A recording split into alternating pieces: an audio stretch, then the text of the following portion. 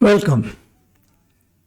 Today we shall discuss the large-scale structure of our universe, the architecture of our universe. But we shall begin with the discovery of the cosmic microwave background radiation. Although I'm sure all of you must be very familiar with it, there are some aspects of it which I should like to stress. Let us begin with what I have called as the equilibrium era. We saw in the previous lecture that all the helium in the universe, all the deuterium in the universe, a bit of helium-3 and lithium-7 were synthesized when the temperature of the universe was around 1 billion degrees. And the universe was 3 minutes old at the time, 168 seconds to be precise. The universe continued to expand and cool till the temperature dropped to about 10 to the power 5 Kelvin. Photons and electrons exchange energy through inelastic scattering. Inelastic scattering, that means in the collision between electron and photon, the energy of the photon can change. When the temperature dropped below 100,000 degrees, there was no inelastic scattering anymore. There was no change in the energy of the photon. And one was dealing with Thomson scattering, and I hope by now you're familiar with what is Thomson scattering. Now, this state of affairs continued as long as there were free electrons in the universe. The scattering of electrons and photons through Thomson scattering continued till all the free electrons were locked up in neutral hydrogen and helium atoms. Helium was synthesized, but we were talking about the helium nucleus. Here I'm talking about the neutral helium atom and neutral hydrogen atom. Till both these neutral atoms were formed, there were still free electrons moving around. As long as there were free electrons, there was Thomson scattering. But when the temperature dropped below 100,000 degrees, inelastic scattering had already ceased. Elastic scattering also ceased. And we call this era recombination era. This is actually a misnomer. Recombination would suggest, first of all, what is combining? Nuclei with electrons to form neutral atoms. I don't know why astronomers use the word recombination, because neutral atoms simply didn't exist in the past. They were being formed for the very first time. But anyway, we'll stick with the nomenclature. By the time the temperature dropped to 4,400 Kelvin, almost all the helium was in the neutral state. And then there were still protons, electrons, and hydrogen atoms in various Rydberg energy levels. And then you had scattering like this. Electron plus proton goes to hydrogen atom in some excited state, and the extra energy goes off as a photon. The hydrogen atom in the excited state will cascade down in energy, emitting radiation. Now, there was a lot of very subtle physics involved in this. I hope you get the picture. Neutral helium atoms had been formed. You now had hydrogen atoms, some free protons and some free electrons. And so these free electrons and protons combined to form hydrogen in various excited levels. The hydrogen atom de-excited, emitting photons, and this process went on. By the time the temperature dropped to 3,000 Kelvin, that is the key temperature, all the electrons were bound to hydrogen atoms. Remember, all the electrons that were needed to form neutral helium atoms had already been absorbed. So we had neutral helium atoms. Now you have neutral hydrogen atoms, and there are no more free electrons. And the last scattering between the photons and electrons and matter atoms, if you like, has now taken place, because there are no more free electrons. So this is the time of the last scattering. So the time of recombination, combining of the ions with the electrons to form neutral atoms, is also the time of last scattering. Radiation at this stage decoupled from matter, just as neutrinos are decoupled from matter at a temperature of 10 to the power 11 Kelvin. So from 10 to the power 11 Kelvin to 10 to the 3000 degrees, photons were still in thermal equilibrium with matter. But at that temperature, at 3000 degrees, photons were no longer in equilibrium because there was no longer any exchange of energy between them.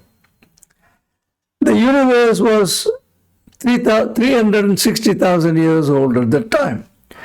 The important thing for you to remember now is that the redshift of the universe, when the temperature was 3000 degrees, was 1000. The redshift today is 0. The redshift at the time was 1000. The universe suddenly became transparent. Till the universe cooled to 3000 Kelvin, during the first 360,000 years of its life, the universe was opaque. It was opaque because there was strong scattering between the electrons and photons, and they were coupled together in thermal equilibrium. So if you're inside a black body radiation cavity, it'll be opaque. Even though there is all the radiation that you want there, nevertheless the cavity will be opaque for you because of very large amount of scattering between electrons and free electrons. And once that scattering disappears, the universe became transparent. So when you now look back with very powerful telescopes, look back in time, you cannot really see the beginning of the universe, if at all there was a beginning. You can only see up to the time when the universe was 360,000 years old. At that point, there is an opaque screen that prevents you from seeing further back in time. So if you like, the situation is very similar to the photosphere of the sun.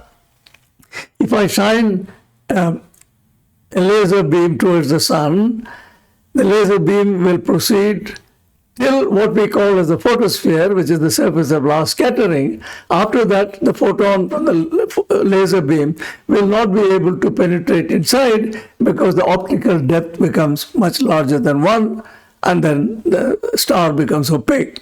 So when you look at it from the reverse direction, the photons are doing random walk up to the photosphere, and then they are streaming freely at the speed of light beyond that. So now what we are saying is that the universe during the first 360,000 years was opaque, like the sun, the interior of the sun is opaque, and for the very same reason. Now let us discuss the relic radiation. After decoupling from matter, the radiation continues to cool because the universe is expanding. The number density of photons will decrease and the energy density of the photons will decrease. Now, the number density of photons will decrease as 1 over r cubed, where r is the scale factor of the universe, whereas the energy density will actually scale as 1 over r to the power 4.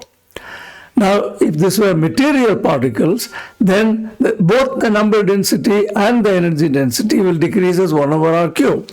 But in the case of photons, there is a Doppler shift. When you are in an expanding cavity, there is a Doppler shift. And therefore, you pick up another 1 over r. Therefore, the energy density of relativistic particles will be inversely proportional to the 4th power of the volume of the expanding sphere, whereas the number density will be proportional to the 1 over the cube of the radius of the expanding sphere. But I want you to appreciate, even though radiation had decoupled from matter at a redshift of 1000, when the temperature of matter and radiation was 3000 degrees, radiation wasn't described by Planck's law because it is black body radiation. The distribution, the spectral distribution of radiation will continue to be a black body even after the radiation has decoupled from matter. But the temperature of the radiation will no longer be the temperature at the time of the last scattering, which was 3000 degrees. The temperature of the matter was 3000, temperature of radiation was 3000, but now the temperature of the radiation will be much less because of the expansion of the universe, and so the temperature will be a redshifted temperature. I shall explain this presently. Now let us consider Planck's distribution at the time of the last scattering. The number of photons with a frequency nu at a time t is given by Planck's law, 8 pi nu squared d nu divided by e to the power h nu over kt minus 1. Now, if I want to write this in terms of the intensity, then I have to multiply by h nu, and then I'll get nu cubed. Okay? Fine. So this is Planck's distribution for the number density of photons. Now let us introduce the concept of the scale factor of the universe at the time of the last scattering, which is 360,000 years old, and let the temperature of the universe at the time of the last scattering be T subscript Ls.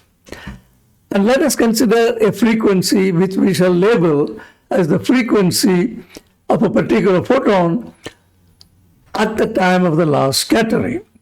So I have put in these things into Planck's formula. So all I have done is wherever there was nu, I've written nu Ls. Wherever there was T, I've written T Ls. Now I want you to remember what I just said. The number density of photons at a later time will be related to the number density of photon at the earlier time by a factor which is the cube of the ratio of the scale factors at the two times. This is a very simple consequence of the fact that the number density multiplied by r cube should be a constant, because the number density is decreasing as 1 over r cube. Therefore, let me repeat once again. The number density of photons, let us say today, will be equal to the number density of photons at the time of the last scattering, multiplied by the cube of the ratio of the scale factor of the universe when the redshift was 1000, divided by the scale factor of the universe today. And please remember, the frequency suffers a Doppler shift due to the expansion. Therefore, if nu Ls was the frequency at the time of the last scattering when the universe was smaller, the frequency today will be related to that by Doppler shift factor, which is r over r t light scattering. Remember, the scale factor of the universe at the time of last scattering was smaller, therefore the denominator is smaller than the numerator. Therefore, this is a large number. Therefore, if I bring that number to the left-hand side, I will conclude that the frequency is less than the frequency emitted at the time of last scattering by the Doppler shift formula. Not Doppler shift formula, this is the cosmological redshift. Remember, I introduced you ratio of wavelengths is equal to the ratio of the scale factors. Georges Lemaitre was the first person to point this out. So please pardon me by saying it's Doppler shift. It is cosmological redshift. Every time I said Doppler shift in the last couple of minutes, please change that to cosmological redshift. All right, now, that is the same formula from the previous slide. Both these formulas are from the previous slide. Now, what I want you to appreciate is that because the number density decreases as 1 over r cubed, and the frequency decreases as the ratio of the scale factor, the number density of photons today For example, n nu of t will be equal to 8 pi nu squared d nu divided by e to the power h mu over kt minus 1, except sitting next to nu will be this factor, scale factor of the universe today, divided by the scale factor when the universe was 360,000 years old, or at the time of the last scattering of the photons. So this modified Planck's formula comes simply from this by using these two relations, and I leave this to you as a very simple exercise. It should not take you more than 2 minutes to convince yourself that when the universe expands, the black body spectrum will remain a black body spectrum. That is the point I want to make. Even though radiation acquires the black body spectrum because it had interacted with matter and came to thermodynamic equilibrium. And Kirchhoff told us that the spectrum of this radiation will be characterized by a universal function, which is the function of temperature only, and that temperature is the temperature of matter. Now, even though radiation is decoupled from matter, the spectrum of radiation will remain Planck's distribution, but the temperature of the radiation, which comes as the denominator in the exponential in the bottom, will be related to the temperature at the time of the decoupling by this factor, scale factor of the universe at the time of the last scattering, divided by the scale factor of the universe today.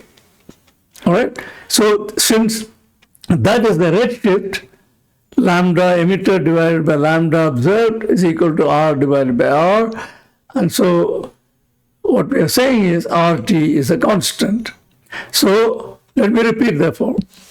The spectrum of the photons which still fills the universe, which is a relic of the primordial fireball, which was in equilibrium with matter till the age of 360,000 years and a redshift of 1,000, continues to be a Planck distribution, but the temperature changes with time according to this redshift temperature formula. All right? So this is very important. I hope you understand why the spectrum remains that of a black body, and this is very crucial for our discussion.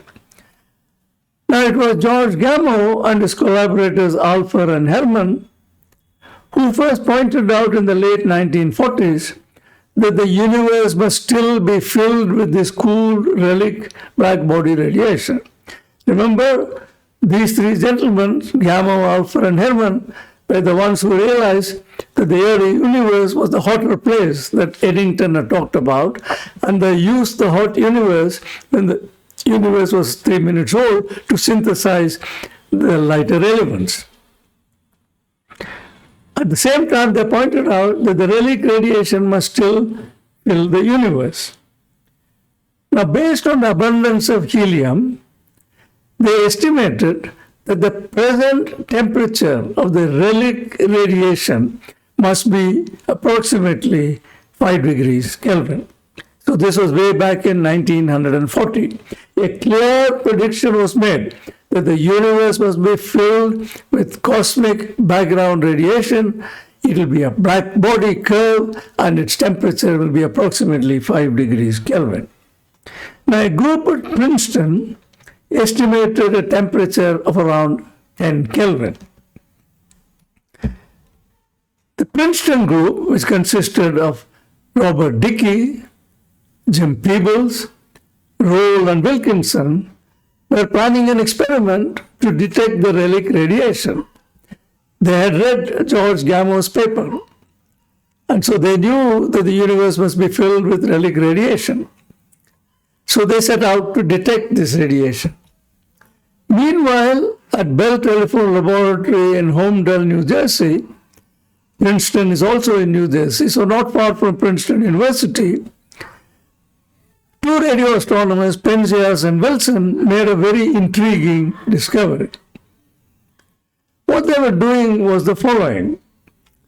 Bell Telephone Laboratory, which was the largest telephone company in the world, had launched a giant balloon, which was known as the Echo satellite, for experimenting with communication. It was the early communication satellite, as we would call it today. And so Penzias and Wilson were trying to understand the noise budget of their receivers. And they found that they could account for various sources of noise in the receiver. But they found one little bit of noise left behind, of magnitude 3.5 Kelvin, at a temperature of 7.5 centimeter, the wavelength of 7.5 centimeter, which they simply could not account for. It was not due to this amplifier, it was not due to that antenna. They simply couldn't understand this. So they studied this for months and months, and they simply couldn't figure out what this is due to. Now, the telescope they used is this one in Holmdel lab. It still exists. It is a horn because you are dealing with microwaves at a centimeter of 7 centimeters. Now, they could account, as I said, for all the noise in their system except for 3.5 Kelvin. Now, strangely enough, this noise, which they could not account for, existed in the receiver no matter where this horn was pointing in the sky, day or night. So they thought, this is really very strange. It is coming from everywhere.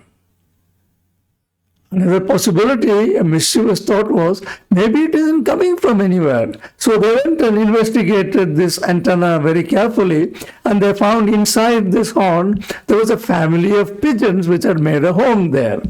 Now, pigeons do droppings. Pigeons are a temperature of 30 centigrade, and therefore pigeons also emit microwave radiation, black body microwave radiation. So maybe this noise is just coming from the family of pigeon. So they took these pigeons and the chicks and let them out in the forest nearby, but the noise was still there. So finally they were convinced that the noise was cosmic in origin. It's coming from outer space. God knows from what, but it's coming from outer space. But they had no clue where it could be coming from. Now they talked to a radio astronomer friend at MIT in Boston, who told them, hey, wait a minute, there are 4 of my buddies, Robert Dickey and his group in Princeton University, who are setting out to discover the cosmic microwave background radiation. So maybe what you guys have discovered is just this radiation, a serendipitous discovery. So Penzias and Wilson were so sure that this noise was not from any unknown source in the receiver, but it was cosmic in origin, and they published their paper in 1965.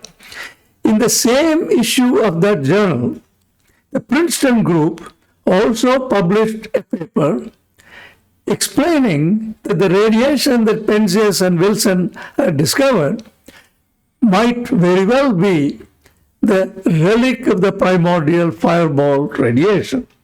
But interestingly, this paper by the Princeton group, Robert, Dickey, Peebles, et al., Roll and Wilkinson, made no reference to Gamo's paper, which had been published 25 years earlier. Now, I always thought this was very, very strange, but even more strange was that 2-3 years ago, Jim Peebles was awarded the Nobel Prize for his monumental work on cosmology.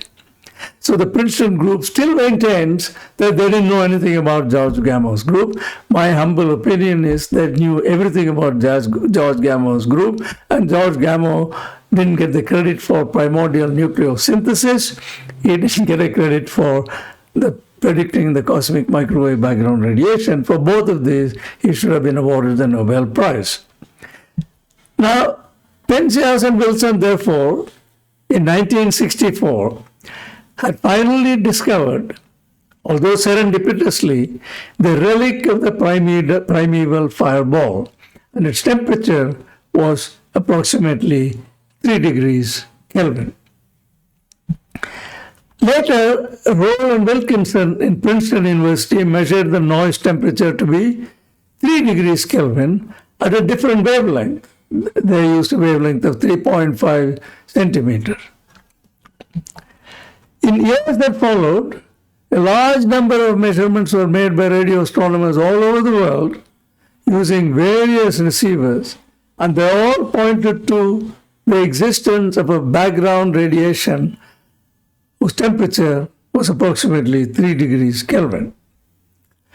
But this did not establish that it was true black body radiation at a temperature of 3 Kelvin. Why?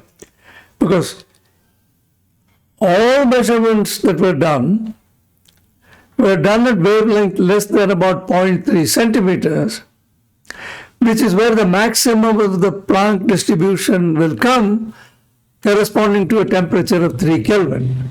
They were all at longer wavelengths before the maximum. So before you could conclude that it is black body radiation, you must first find the maximum, and the maximum should agree with Planck's law, Wien's displacement law, and then the curve also should conform to a black body distribution curve. So what did Penzias and Wilson and others actually found? Let's stick to Penzias and Wilson. So here is the spectral density of black body radiation at two different temperatures. Now the important thing to appreciate is, imagine a point in this plane, intensity versus wavelength. There is a point, the red dot over there. Now I submit to you, through this point, you can plot one and only one black body curve. That is because a black body curve, as asserted by Kirchhoff in 1859, is a universal function of temperature and temperature alone. Therefore, no black body curves cannot intersect. Therefore, the moment I find a point, at that wavelength I measure that intensity, then you can only pass one black body curve through it, and the temperature of that black body curve is uniquely fixed. In other words, what Penzias and Wilson had measured was what radio astronomers call the brightness temperature at the wavelength of 7.5 centimeters. In other words, the temperature of a hypothetical black body, this green curve is a hypothetical black body, which would radiate the same amount of intensity at that wavelength as they measured. Okay? So what Penzias and Wilson had measured was the brightness temperature of the cosmic background radiation. Now, to establish that what they had found was really black body radiation, you must establish that it has a maximum, and the wavelength at which the maximum occurs must be given by Wien's displacement law, 0.29 divided by temperature in Kelvin, where wavelength is given in centimeters. So you have to find that point over there where my cursor is presently pointing. All right?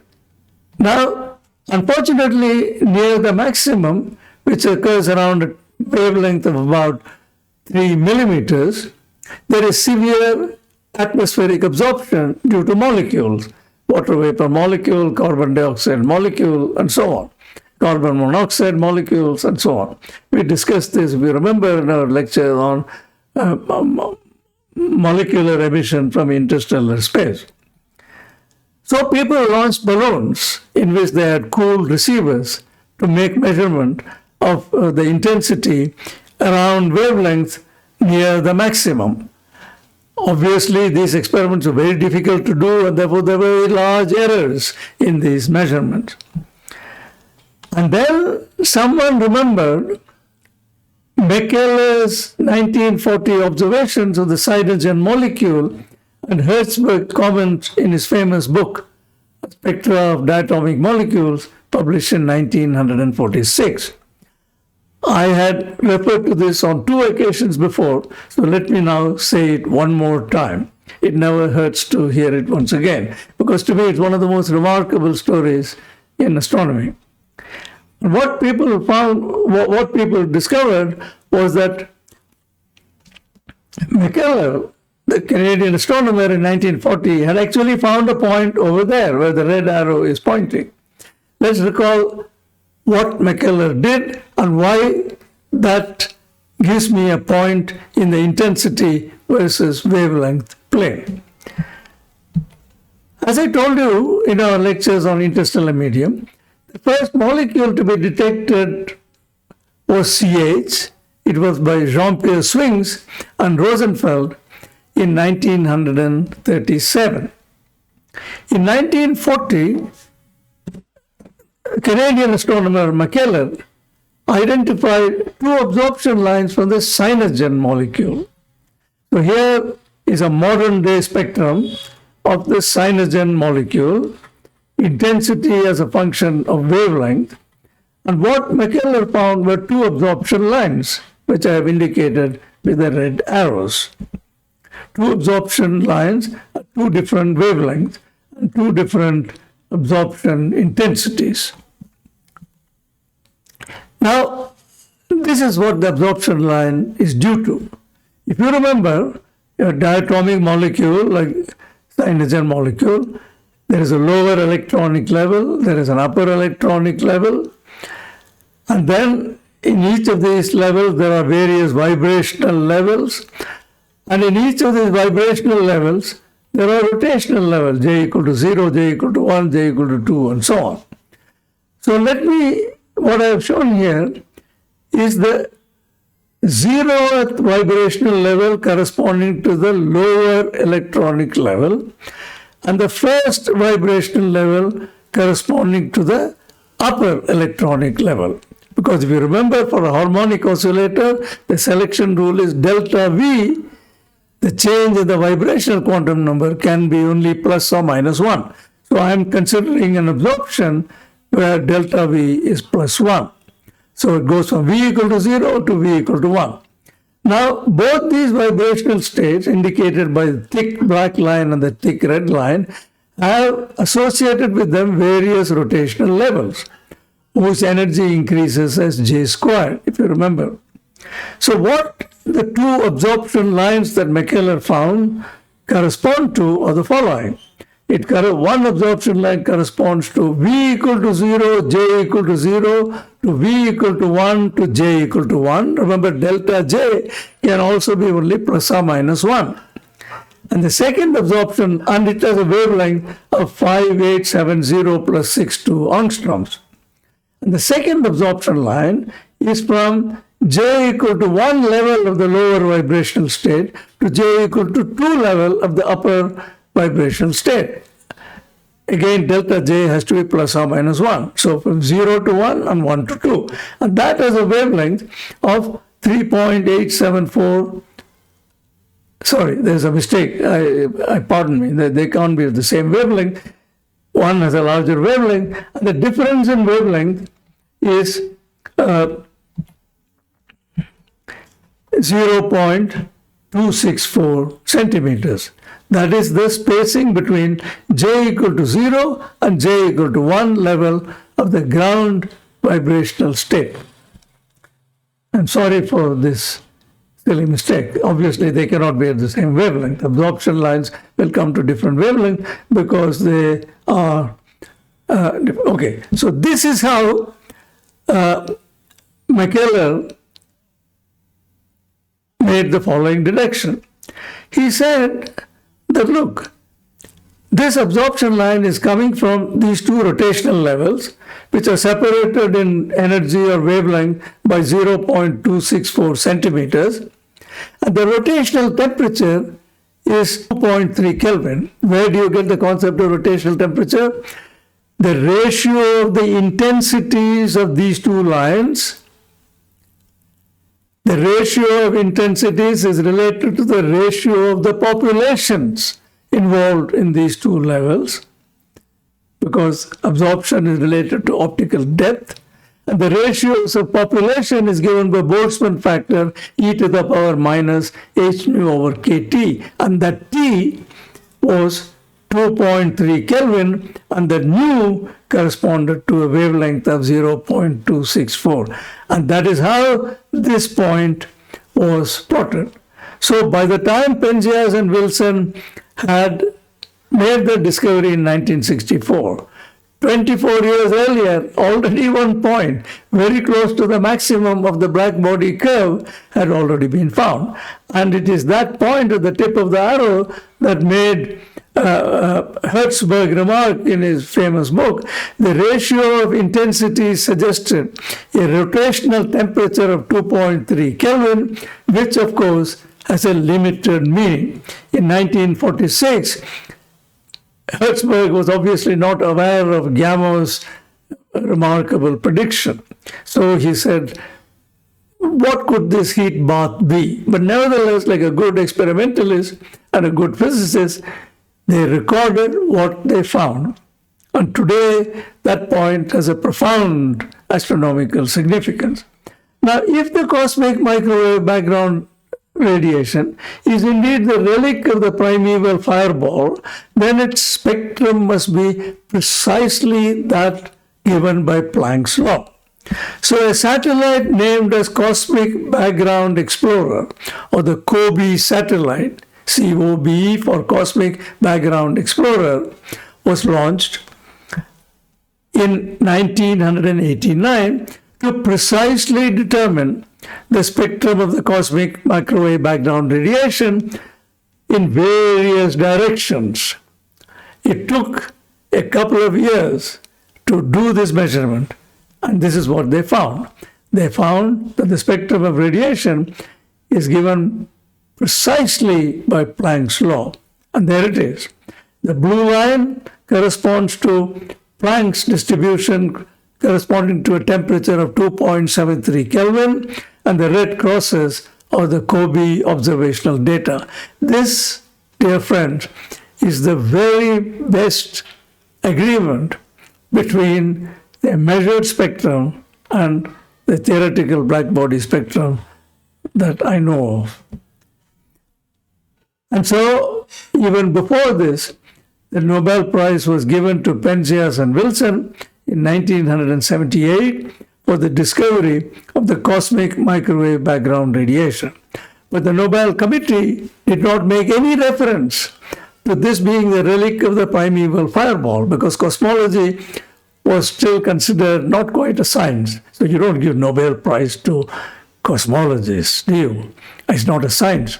So Nobel Committee very carefully said, this is for the discovery of this radiation. It's there. Doesn't matter what it is due to. But COBE satellite found that the temperature of this radiation was not the same in all directions. If you look in that direction, the temperature was more. If you look in this direction, the temperature was a little less. Then a little bit of scratching of the head, and astronomers understood this is due to some peculiar motion of our galaxy and of our cluster of galaxies, of our supercluster indeed, moving in a particular direction. Let us say the photons are coming towards you in that direction, and let us say that our galaxy and the group of galaxies to which we belong are moving in this direction. So the cosmic radiation is coming in that direction, and you are moving in this direction, which makes an angle theta.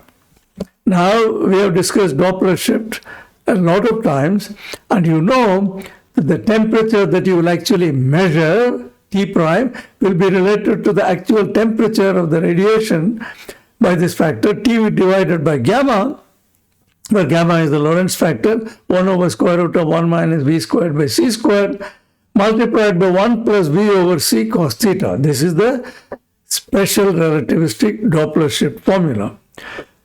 So what this excess radiation temperature here and the deficit temperature here is due to is the following. The above dipole anisotropy arises because our galaxy, along with the local group of galaxies to which we belong, are moving towards the Hydra and Centaurus cluster of galaxies with a velocity of 627 kilometers per second. So this whole cluster is moving in some direction against the Hubble flow. Let's not worry about why this random motion is there. The universe is expanding according to Hubble's law, but every now and then there are peculiar motion. This is a peculiar motion.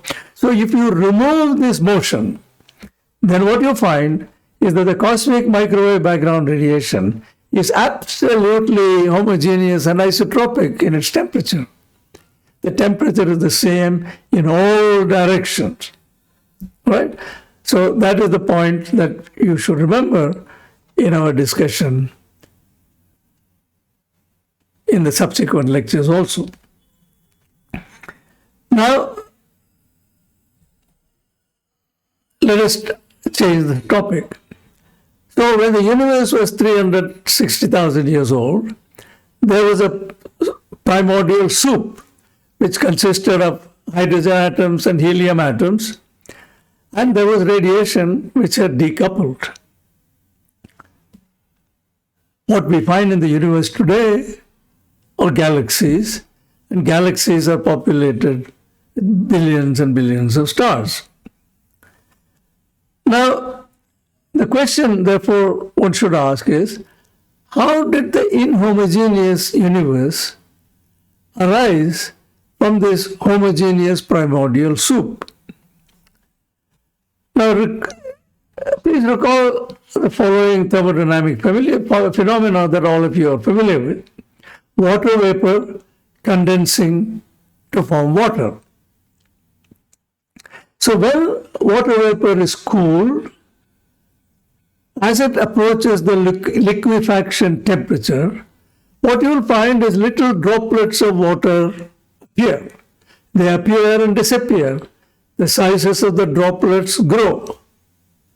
And the rate at which droplets appear and disappear become more sluggish. The droplets become bigger, and then at the critical point, the vapor becomes water. So this is what phase transition is like.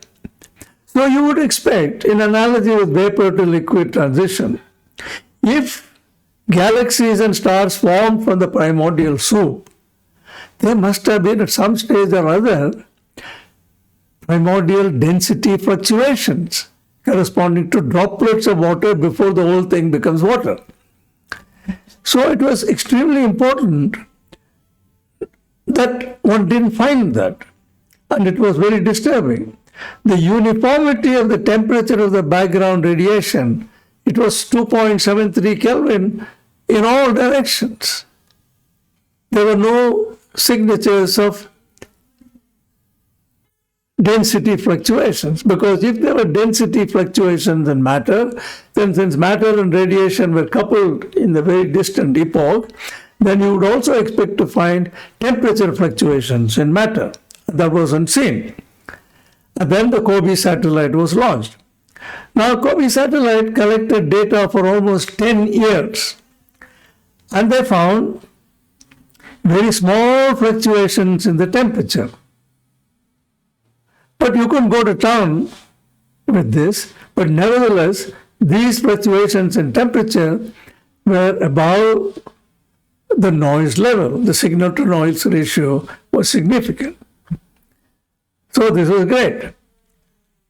Perhaps one could now say, breathe a little bit easier and say that the regions where the temperature is little higher than the average maybe correspond to regions where the density is a little more than the average density. So maybe this temperature fluctuation in the background radiation is telling us about density fluctuations of the matter to which it is strongly coupled.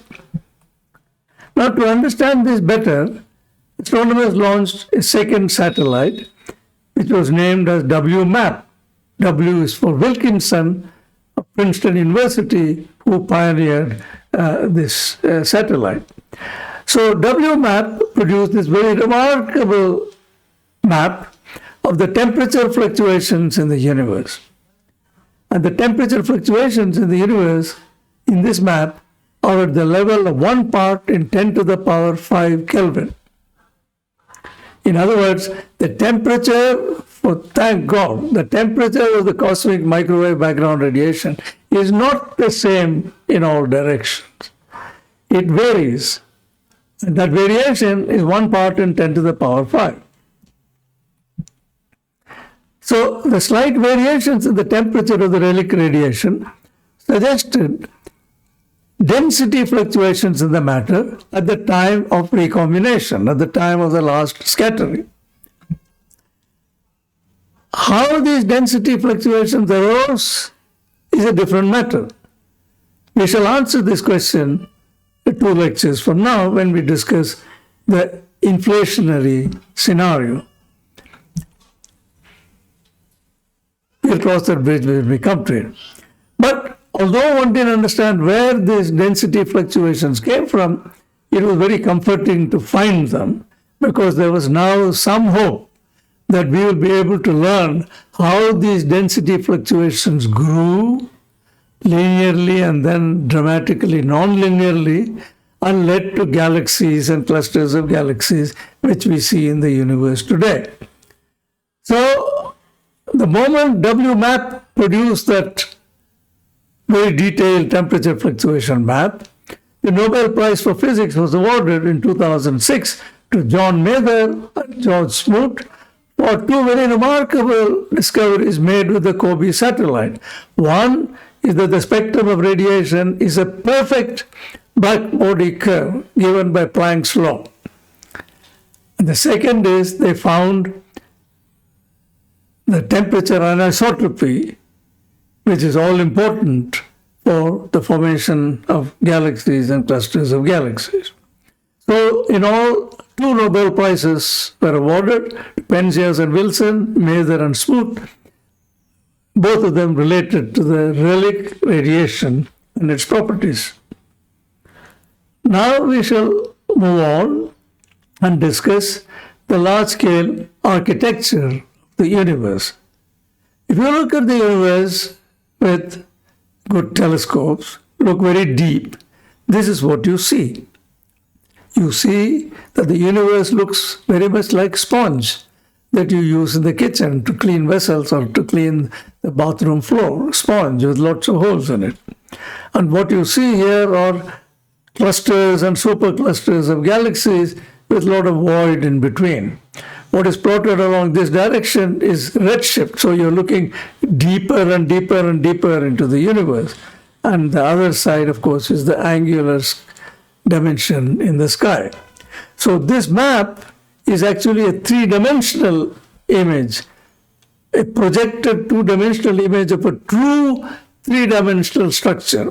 So this structure is not some artifact of projecting 3 dimensions onto 2 dimensions, because the third axis is really the redshift. So to produce a map like this took about 10-15 years of extremely hard observations and data analysis. The question, therefore, is how did these structures arise from those primordial density fluctuations? Now, we need not say how did these structures arise from the primordial soup, from the primordial density fluctuations, because we have found them. Did the structures form from small scales to large scales, or did the first structures to form were the large scale structures and then the small scale structures form? So this is a very important and deep question. So did the structures form top down or bottom up?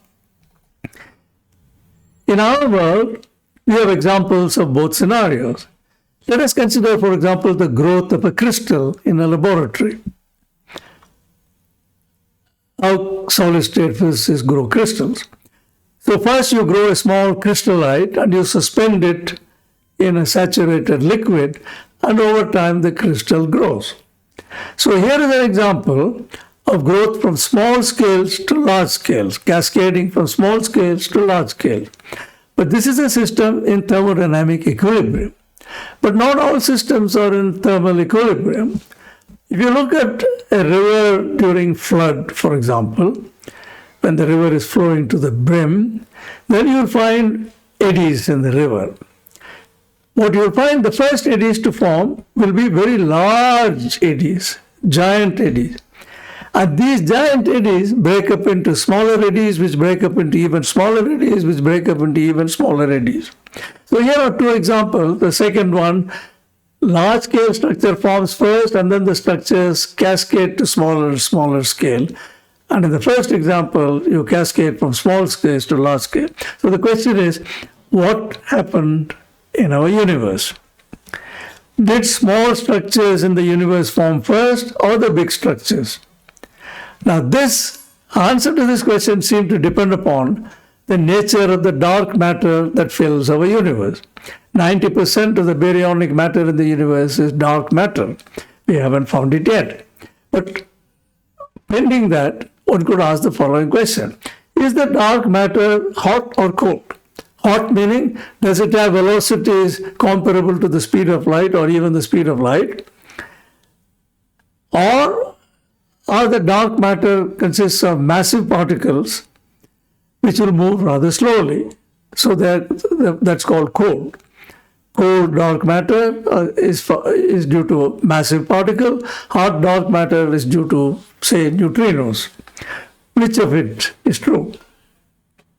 Now, the fluctuations we see in the temperature, which is telling us about fluctuations in the matter density, are really of primordial origin. As I shall argue 2 lectures from now, they can be traced back to when the universe was 10 to the power minus 35 seconds old.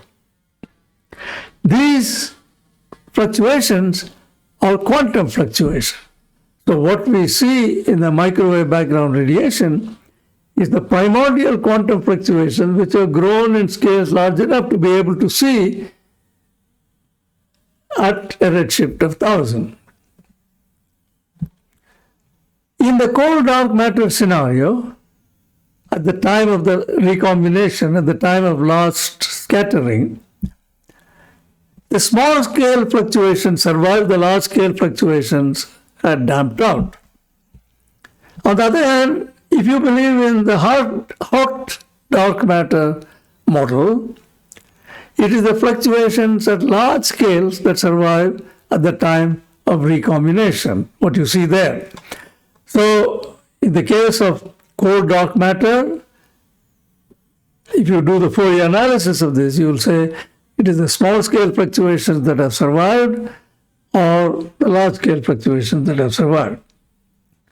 Now, these fluctuations grow linearly initially and then non-linearly, very dramatically. Now, the slightly overdense regions consisted of dark matter and baryonic matter. Let us say that there is a region where matter is compressed a little more than average. Other regions, matter density is a little less than average. So let's consider a sample overdense region. What does this overdense region consist of? It consists of 90% of dark matter and some 10% of baryonic matter. Initially, these clumps also expand according to Hubble's law. But at some stage, the mass of these clumps, which grows by accretion, remember how planets formed? Similarly, these fluctuations, condensations also will grow in mass. At some stage, when the mass reaches a critical mass, gravity will pull them back in and they will say goodbye to Hubble's law and they will decouple from the Hubble flow.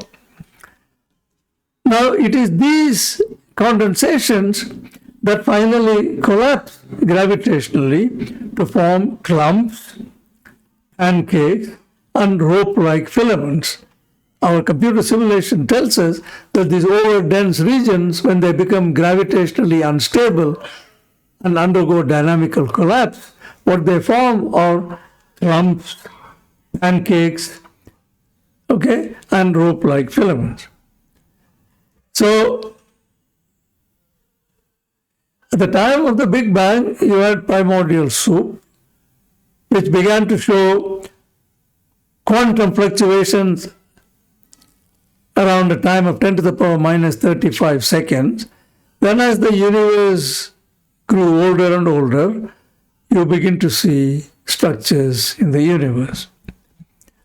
So let's look at this.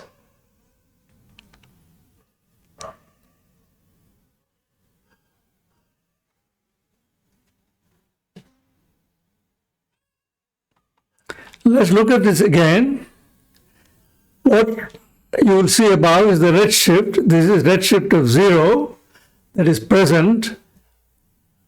Let me play this again a couple of more times. So as the redshift increases, look there in the video, as the redshift increases, you're looking further back in time. All right? So let me play this again.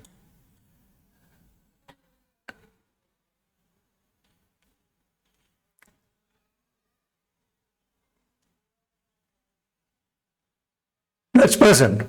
It started with the redshift around 13. So look here as I play the video again. Redshift is around 20. The universe is getting older and older and older. Redshift of 1, redshift of 0, that is present. So what computer simulations such as this show, let's see one last time.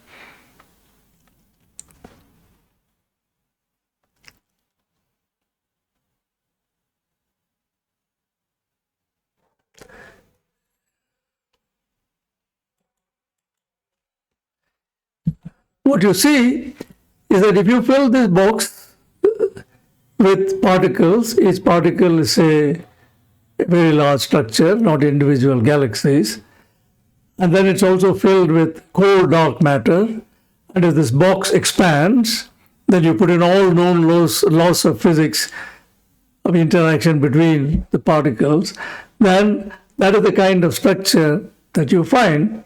And this is the kind of structure that you actually find in the universe. Now the scale here is about 31 megaparsecs. 31 megaparsecs. So this is the sponge-like structure that we observe, and there is a satisfactory understanding of this, starting with the primordial quantum fluctuations. But you need the expansion of the universe. If you didn't have the expansion of the universe, these structures don't form. So the expansion of the universe and the presence of cold dark matter is crucial for these structures to form. Now, when you see a sponge-like structure here, these brighter spots, they are not individual galaxies. They are very much larger, much larger than individual galaxies.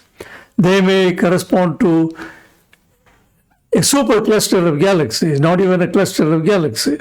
So here you're really talking a very large scale. So the universe is like a sponge with a lot of gigantic voids, and then you have these bridges connecting these superclusters. And that's what you see.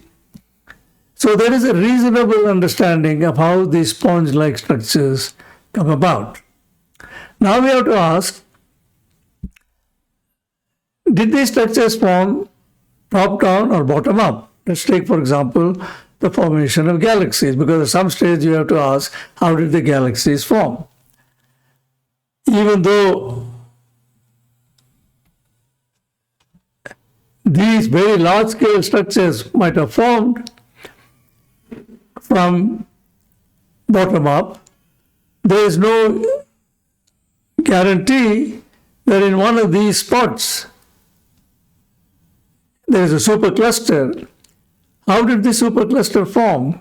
Did the stars form first, and then the galaxies, and then the clusters, and then superclusters? Or did the supercluster form first, and then did it cascade down to smaller scales? So in the early 1980s, it was not clear at all, because both hot dark matter and cold dark matter were reasonably popular. Indeed, according to the Russian cosmologists led by the great Zeldovich, the favorite candidate was hot dark matter, relativistic particles.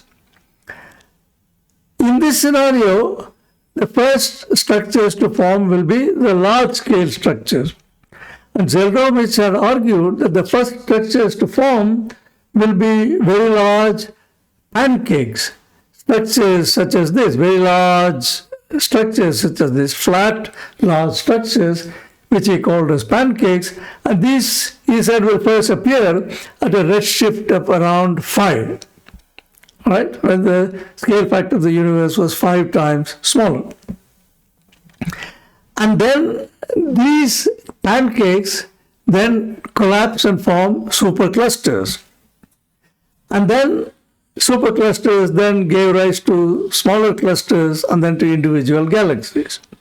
Now, this was the main motivation for Professor Govind Swarup to build the giant meter wave radio telescope near Pune. Because these pancakes that Zeldovich was talking about would be essentially primordial hydrogen pancakes. They will emit the 21 centimeter radiation. Now that 21 centimeter radiation will be redshifted by a factor of 5 before we detect it. So the 21 centimeter multiplied by 5 is a 1 meter wavelength. So he said, if I build a giant meter wave radio telescope, then I can see Zeldovich's pancakes. Well, by the time the telescope was built, around 1992-93, this question had been settled in favor of the cold dark matter scenario. We won't go into that at the moment.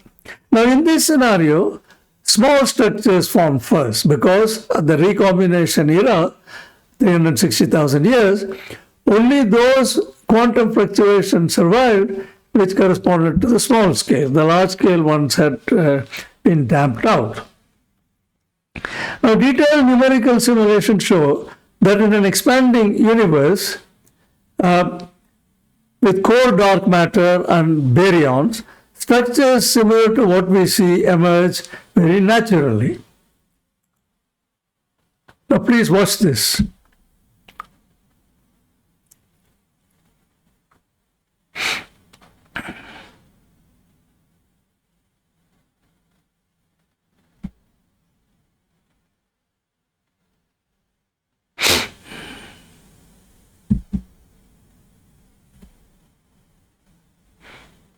This gives you the size, 1 gigaparsec.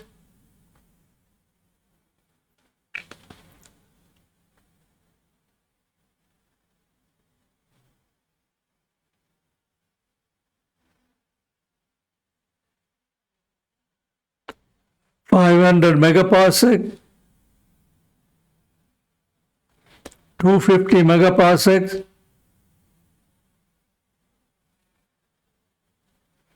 125 megaparsec, 62 megaparsec,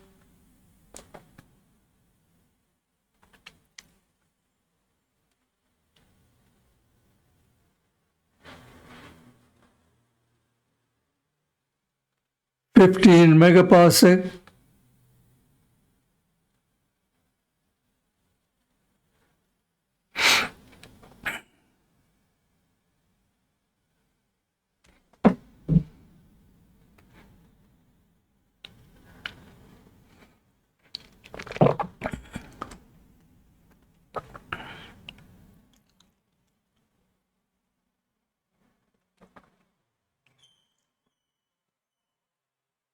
so that is how things evolved.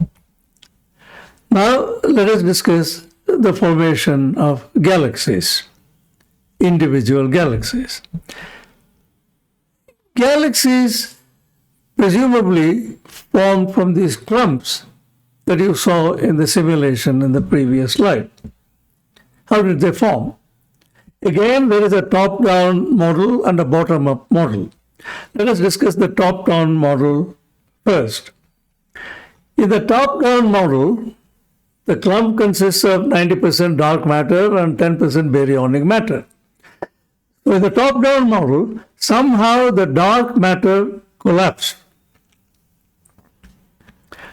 and formed a gravitational potential well, 1 over r. In other words, instead of uniform density of dark matter, there was a density gradient. That's what I mean by collapse. Gravitational potential 1 over r was formed. Now, there is a problem because if dark matter collapses, where did that energy go? The binding energy should go somewhere. Well, usually, if there is friction or viscosity, you can say, this is where it went. It went into heat, and then the heat was radiated away. But there is no dissipation of energy in dark matter because we don't even know what it is, so we don't know how it interacts with itself. So people invented some violent relaxation mechanisms where the gravitational potential was a strong function of time. Under those circumstances, even though dark matter is collisionless, dissipationless, there could still be some way of getting rid of the energy.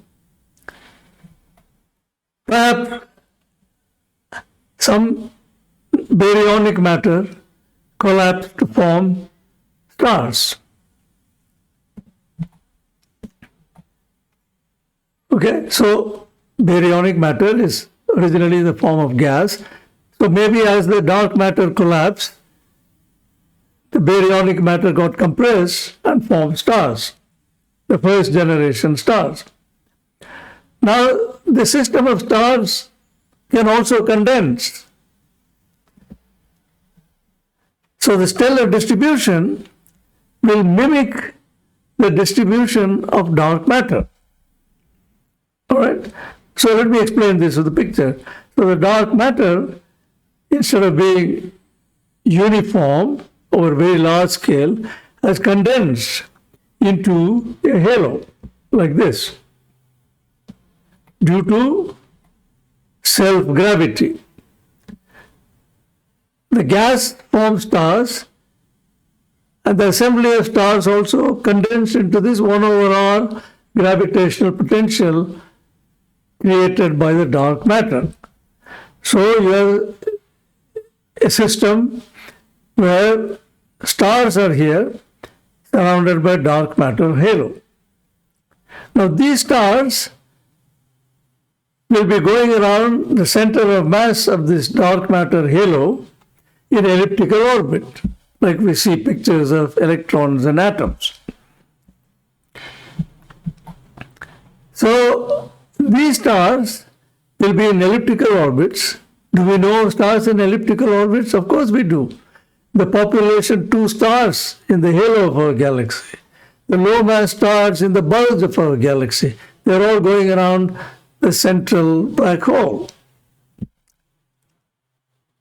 All right?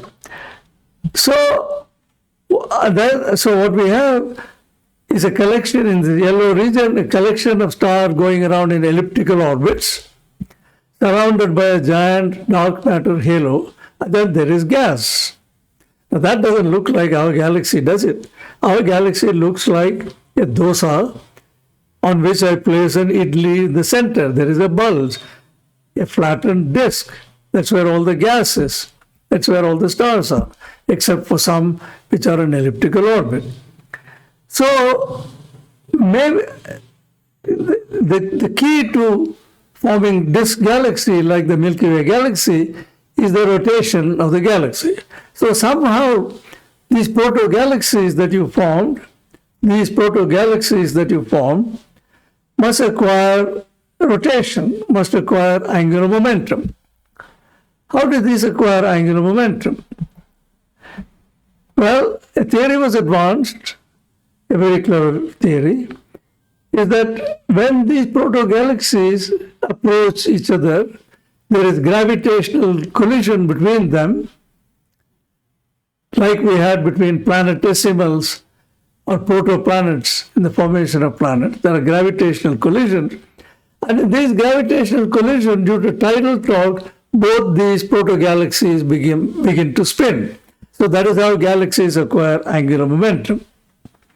Now imagine the gas. Somehow, let us say the gas gets heated up, and the heat energy is radiated away as atomic and molecular radiation. Then the gas can settle into a plane, conserving angular momentum, and you could have a rotationally supported disk. Presumably, That is how spiral galaxies like our own galaxy formed. So clearly that doesn't sound a very convincing argument, does it? But that's where it stands. This is the top-down scenario. So it says first the halo stars and the bulge stars formed,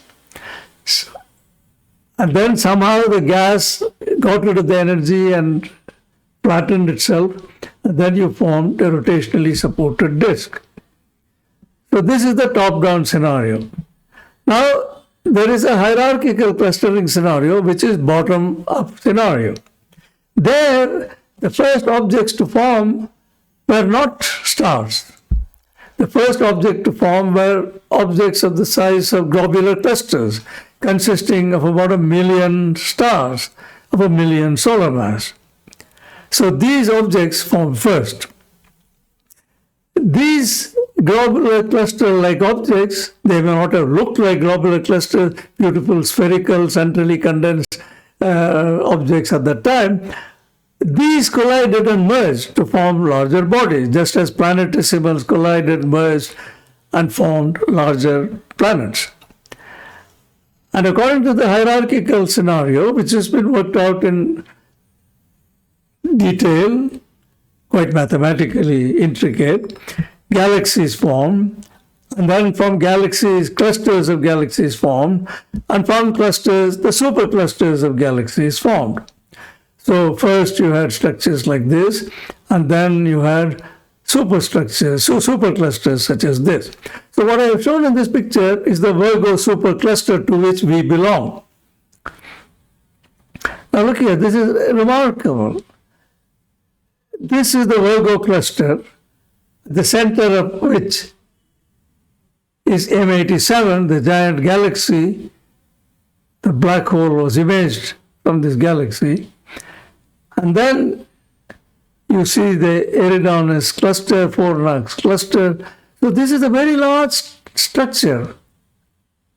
This is the Virgo supercluster. So according to the hierarchical clustering, this supercluster formed from original objects which were just as big as the globular cluster. So it is a bottom-up scenario. I think most people believe that observations are more consistent with the bottom-up scenario today. And then finally, I want to discuss what are known as CD galaxies. These are giant elliptical galaxies found near the centers of large clusters of galaxies. So here is one example. Here is another example. M87 is an example, right at the center of the Virgo cluster of galaxies. How did these giant galaxies form? Invariably, they are elliptical galaxies. But the idea is that these galaxies form by merger of galaxies. And then one galaxy eating up another galaxy, becoming a larger galaxy. Okay? Now, what computer simulation shows is just as planetesimals merge with one another, if their sizes are more or less comparable, in the same manner, galaxies seem to merge if the sizes of the two galaxies are comparable to one another. This is what we find observationally when we look at deep field images, and this is what we find in simulations. So, and also we find from the Hubble Deep Field that mergers were more common in the past. So the deeper you look, higher the redshift, mergers, collisions of galaxies seem to be more frequent. And the merger rate of galaxies, according to theory, is dn by dt, is given by proportional to 1 plus z to the power 5 by 2, where z is the redshift. So as redshift is large, meaning you're going further back in time, the merger rate increased. Now, what merges together are the dark matter halos. Remember, each galaxy consists of a giant halo. What merges are the dark matter halos. There is no guarantee that the stellar system in the two dark matter halos will also merge together. There is no guarantee. If they merge together, then you'll form a larger galaxy. But let us see what are the conditions for the stellar systems inside a common envelope dark matter halo to really spiral in towards one another and coalesce.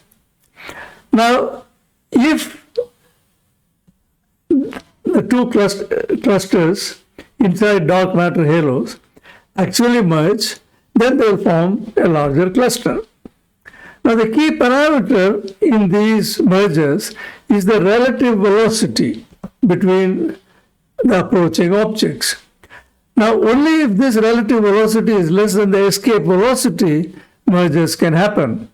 And calculations show that the relative velocity should be less than 200 kilometers per second. Now, I hope this sounds familiar to you because we discussed this in the formation of exoplanets. We discussed the concept of gravitational focusing. Here is one body, here is another body, is going around in a straight line. Then it is gravitationally deflected. And when it is gravitationally deflected, this gravitational focusing increases the cross-section of the collision. The cross-section of the collision in the absence of gravitational focusing will be pi r squared, which is just the physical area of one of these bodies. But that cross-section is increased by this focusing factor, f of g, g for gravity, 1 plus escape velocity squared divided by the relative velocity, where the escape velocity is the familiar 2gm over r, where m is the sum of the masses and r is the sum of the radii when they actually merge. What you find in the denominator is the relative velocity. So only if the relative velocity is small, the focusing factor will be very large. And that's what I mentioned in the previous slide.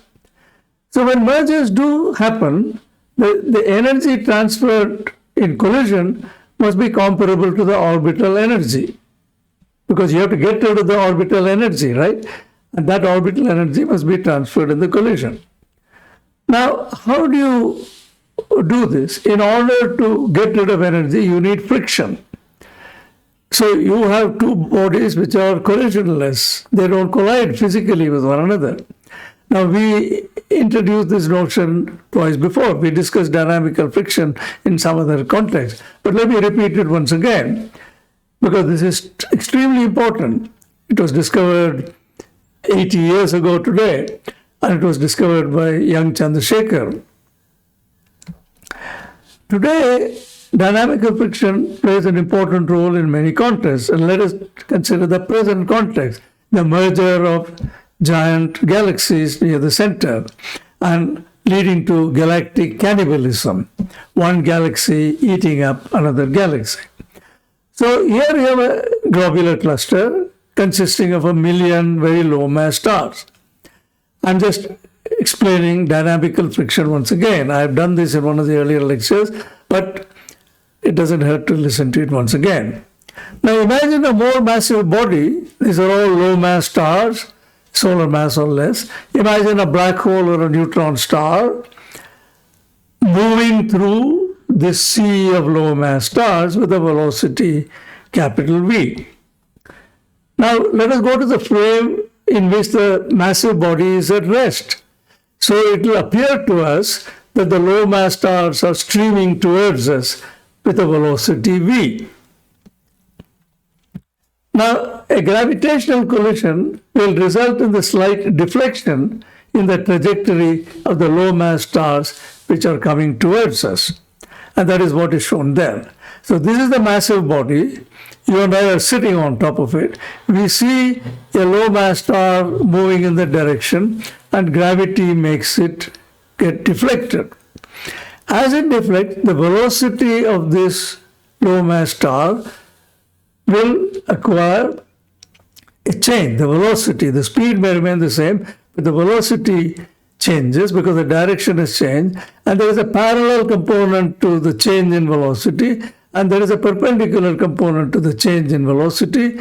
And a simple argument, which I think I gave you in one of the earlier lectures, is that the change in the perpendicular component of the velocity is 2gm by Vb, where b is the impact parameter of the star, and alpha is the relative change in the velocity, which is given by 2gm by bv squared. Now, because the velocity of the low mass star changes, there will be a reaction on the massive body over there. Therefore, the massive body will feel an impulse. It will feel an impulse at the time of the closest approach.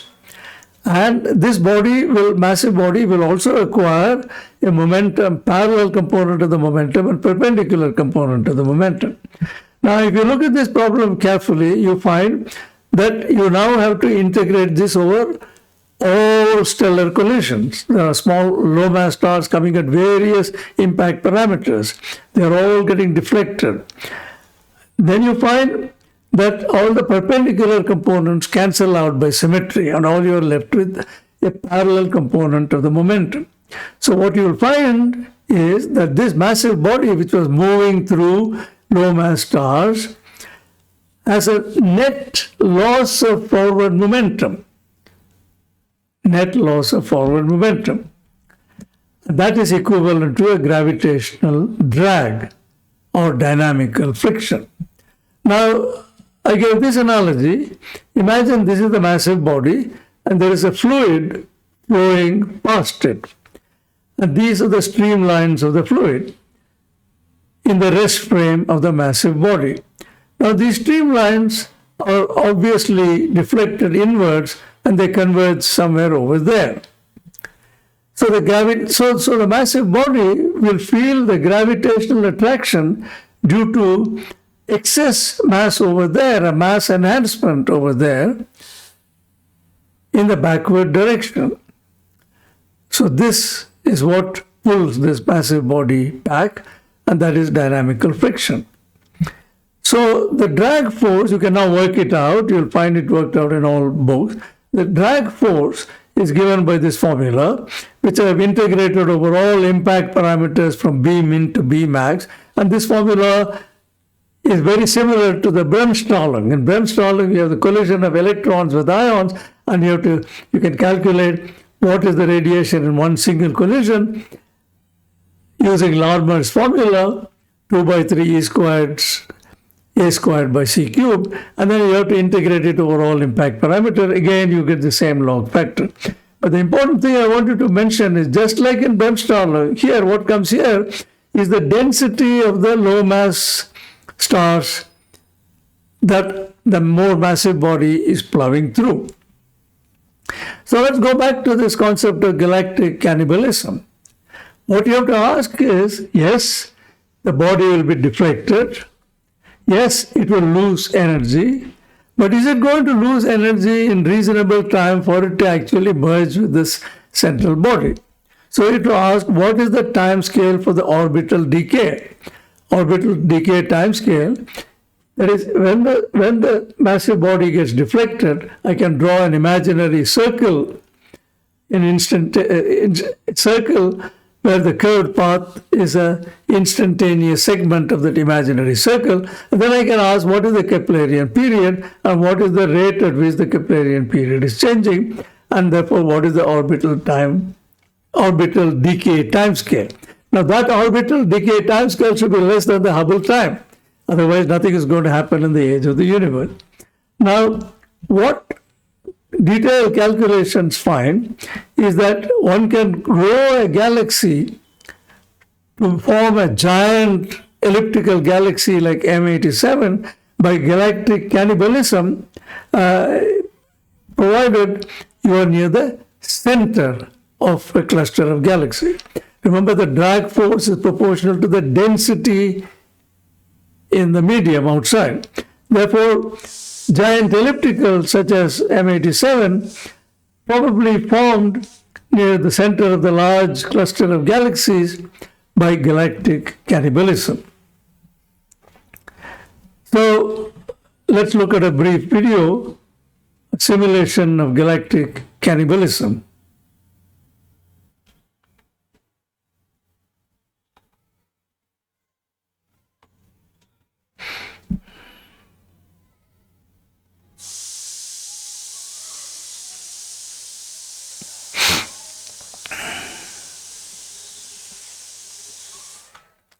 This is 2 billion years after the Big Bang.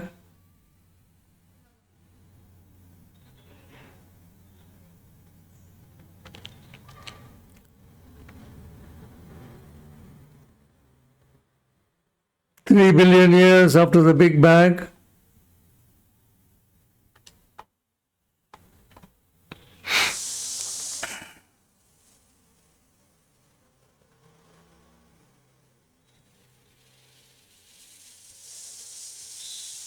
Now you begin to see structures that look like spiral galaxies.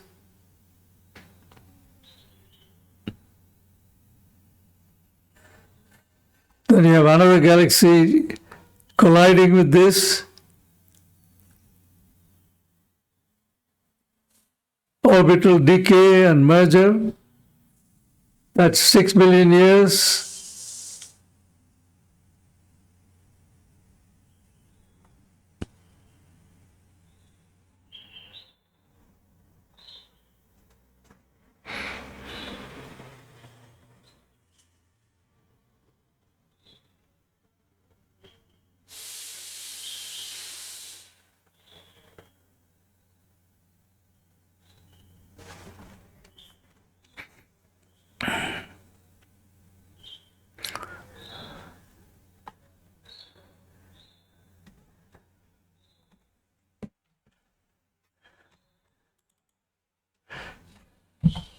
Okay, so that is how CD galaxies presumably formed by galactic cannibalism.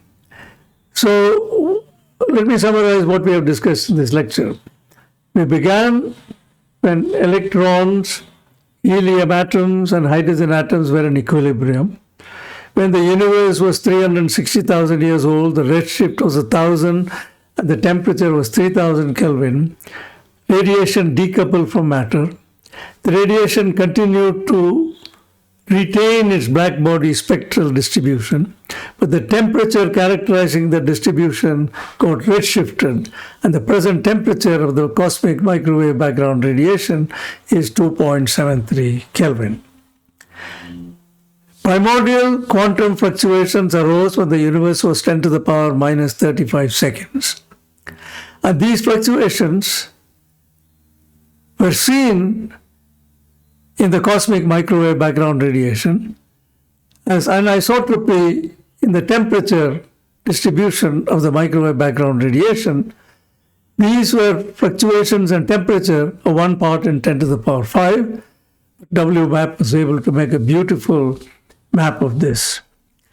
And what we now understand is that if the dark matter is cold, consisting of massive particles, we haven't discovered these massive particles yet, in an expanding universe scenario dominated by cold dark matter.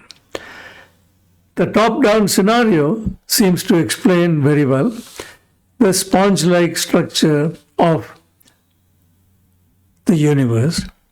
As far as the formation of individual galaxies are concerned, things are still very uncertain.